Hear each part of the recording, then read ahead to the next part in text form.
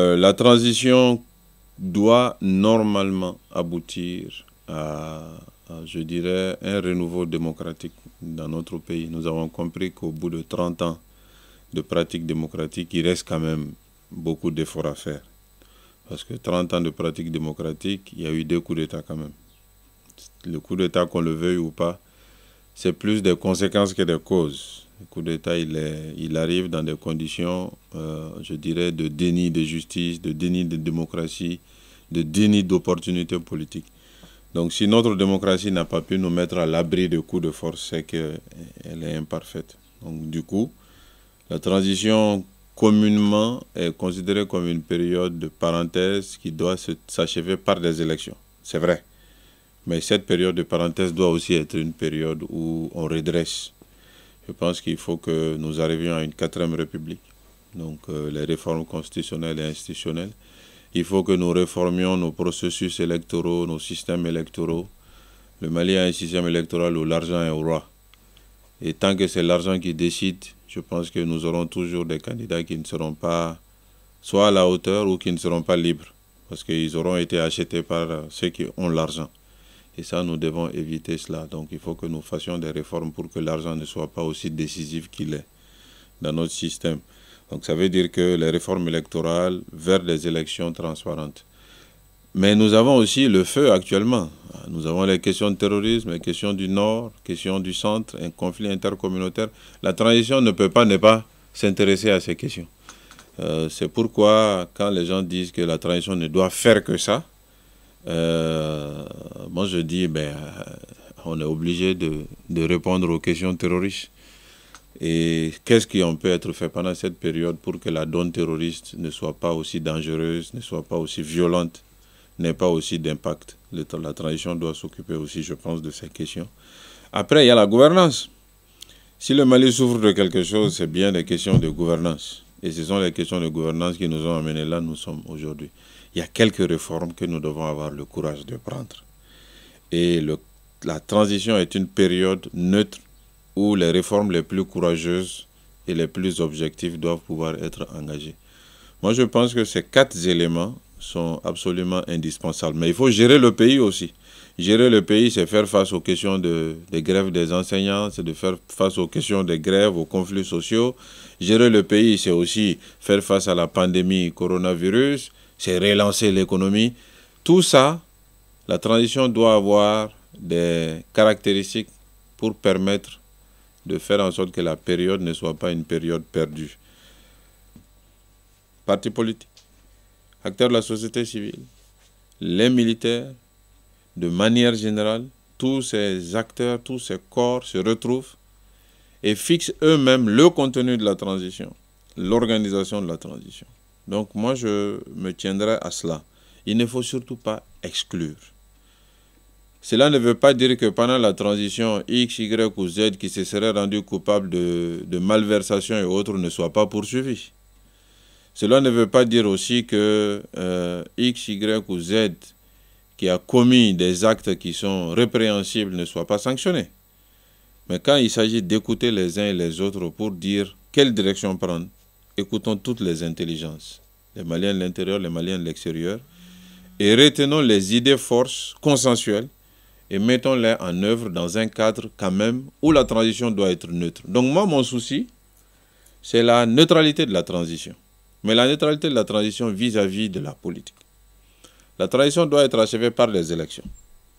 Il ne faut pas que les acteurs des élections soient dans la transition, je suis d'accord. Mais il ne faut pas que les structures politiques aussi ne soient pas dans la transition. Parce que quand on vise les personnes, on ne vise pas les structures, on passe un peu à côté. On va dire par exemple, je prends l'exemple de Moussa Mara. Moi, je suis candidat, par exemple, pour les élections présidentielles après la transition. On va dire, moi, je ne dois pas animer la transition. Ça, c'est évident. Mais si un cadre du parti LMA est ministre de la transition, sachant que son président ou un leader de ce parti est candidat à l'élection présidentielle, qu'est-ce qu'il va faire? Il va tout faire pour soutenir et aider celui qui va porter les couleurs du parti aux prochaines élections. Donc, quelque part, on touchera à la neutralité de la transition parce qu'il viendra en mission pour son parti. Donc quand je dis qu'il ne faut pas que les partis politiques soient dans le gouvernement de transition, les gens ne le comprennent pas, mais c'est un minimum de bon sens.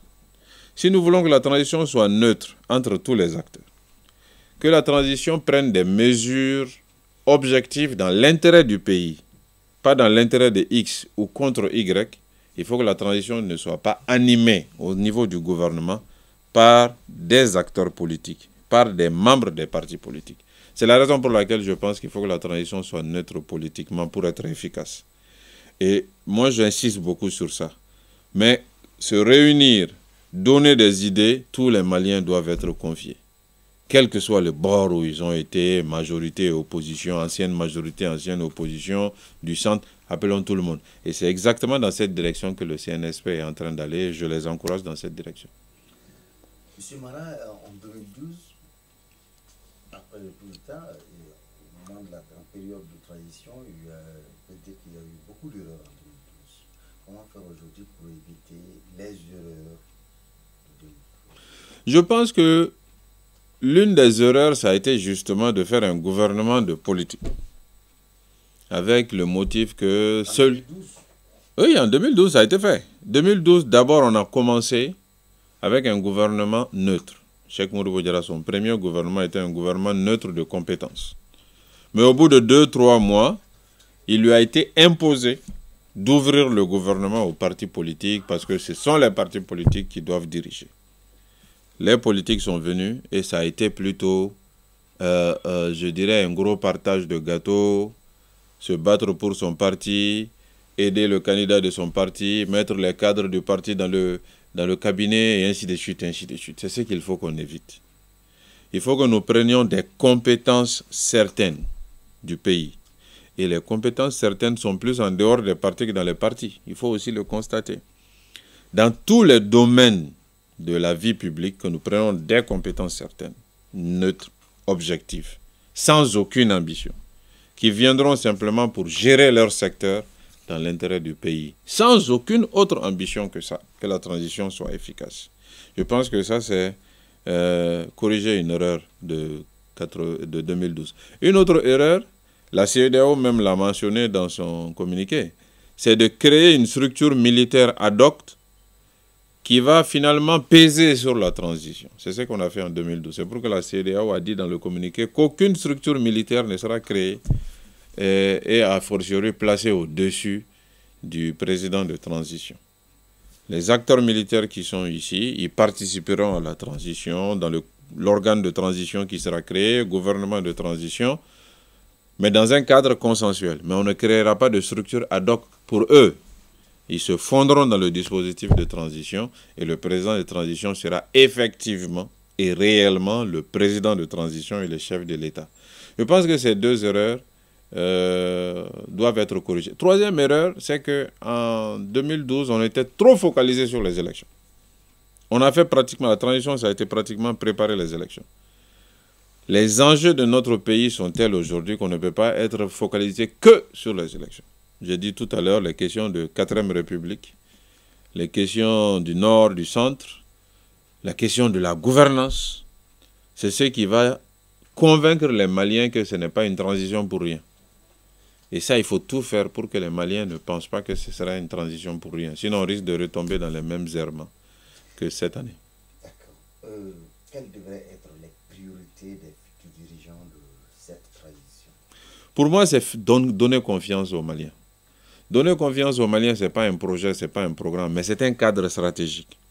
Ça veut dire donc que quand les acteurs de la transition seront mis en place, l'organe de transition, le gouvernement de transition, le Premier ministre, le président, il faut qu'ils aient à cœur de donner confiance aux Maliens. Donner confiance aux Maliens, c'est d'abord leur comportement de tous les jours.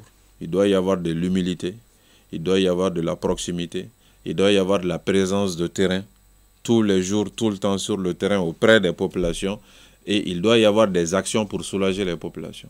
Je pense que quand on va travailler avec cet esprit, non seulement on fera des réformes importantes pour demain, mais dans le quotidien d'aujourd'hui, on posera des actes pour satisfaire les attentes des Maliens. Donner confiance, c'est ce qui nous a le plus manqué. Aujourd'hui, la confiance n'existe pratiquement plus entre les Maliens et leurs élites. Et tant que nous ne comprenons pas ça, je pense qu'on n'aura pas fait un pas.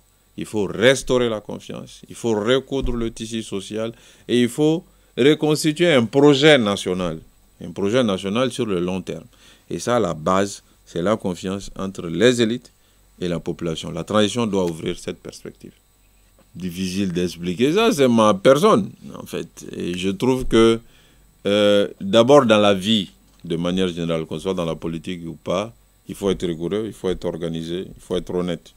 C'est notre éducation, c'est ce qu'on nous apprend à l'école, ce sont nos traditions, c'est la religion.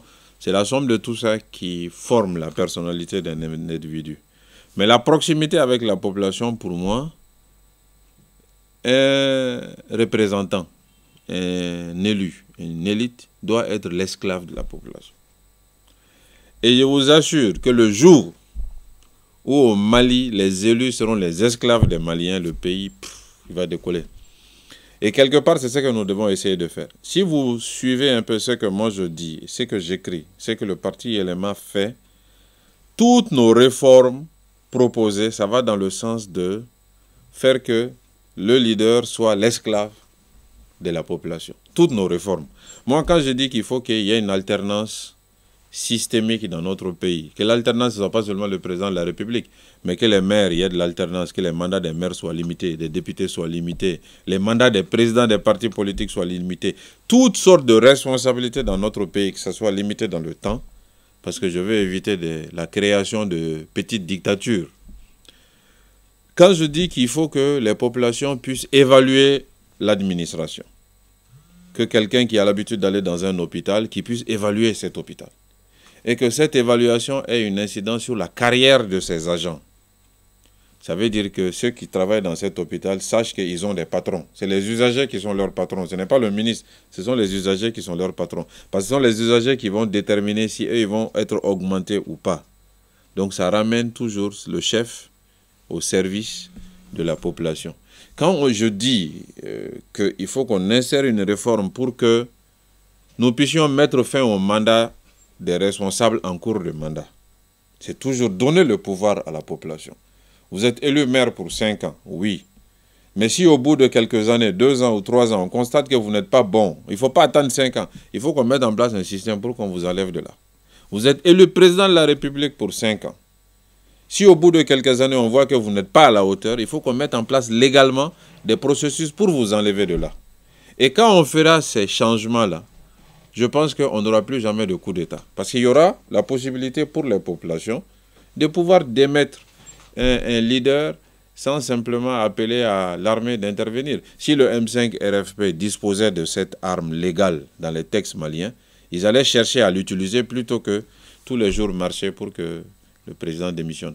Tout ça, toutes ces réformes-là, l'objectif, c'est ramener le leader au service des populations et donner le pouvoir aux populations de sanctionner les leaders. C'est ce qui manque le plus dans notre pays. Et je pense qu'il faut qu'on aille dans ce sens. Donc moi, je suis persuadé que la proximité avec les populations, c'est un minimum pour un leader. C'est même ce pourquoi il est élu, quoi. C'est ce pourquoi il est désigné. Si un élu ou un représentant n'est pas proche, c'est qu'il n'a pas compris le sens de sa mission. Ben, vous avez posé une question, vous avez une réponse. Vous avez beaucoup de gens qui disent que Mara est pingre. Je suis pingre avec des gens qui ne savent pas quoi faire avec l'argent. En fait, moi, je suis un expert comptable, vous l'avez dit. Hein. Je connais l'argent, je connais son importance. Donc, je ne le gaspille jamais et je ne le jette pas par la fenêtre. Par contre, le peu d'argent que j'ai, j'essaie de l'utiliser au mieux possible des intérêts publics. La promesse dont vous parlez, c'est que nous nous sommes privés de ce que l'Assemblée nationale nous verse pour l'utiliser dans le financement des projets des jeunes dans notre commune. Parce que la jeunesse aujourd'hui et son employabilité est le premier problème du Mali. La plupart des problèmes dans lesquels le Mali est s'expliquent par le fait que les jeunes n'ont pas d'emploi. Si vous regardez la violence, si vous regardez le banditisme, si vous regardez le terrorisme, je peux vous assurer qu'une bonne partie de ces problèmes s'explique par le fait que les jeunes n'ont pas d'emploi. Il n'y a pas une famille au Mali où si vous partez, où on ne va pas vous dire dans la famille que notre problème, c'est le problème de l'emploi de nos jeunes. Ça, nous l'avons compris. Et donc, nous nous disons, qu'est-ce que nous pouvons faire en tant que députés? On n'est pas ministre, on ne peut pas engager des politiques et autres. Donc ce qu'on peut faire en tant que député, c'est déjà ce que l'Assemblée nous verse. On va l'utiliser pour créer des emplois dans notre commune. Donc il y a 1,5 million pour moi, 1,5 million pour Hassan Sidibé, ça fait 3 millions tous les mois qu'on commence à utiliser pour financer les projets des jeunes. Donc c'est bien la preuve que nous ne sommes pas pingres. Si on était pingres, je pense que cet argent, on l'aurait gardé pour nous. Mais nous préférons utiliser le peu que nous avons de manière efficiente. Moi, je ne donnerai jamais un franc à quelqu'un pour que la personne aille dormir en le mangeant. Jamais. Par contre, si je peux donner 1 milliard à quelqu'un pour créer de la richesse et donner 10 000 emplois, je le ferai. Voilà la différence. Ceux qui disent que nous sommes pingres, c'est peut-être ceux qui veulent avoir l'argent et le manger. Sinon, ceux qui veulent travailler ne disent pas généralement que nous sommes pingres.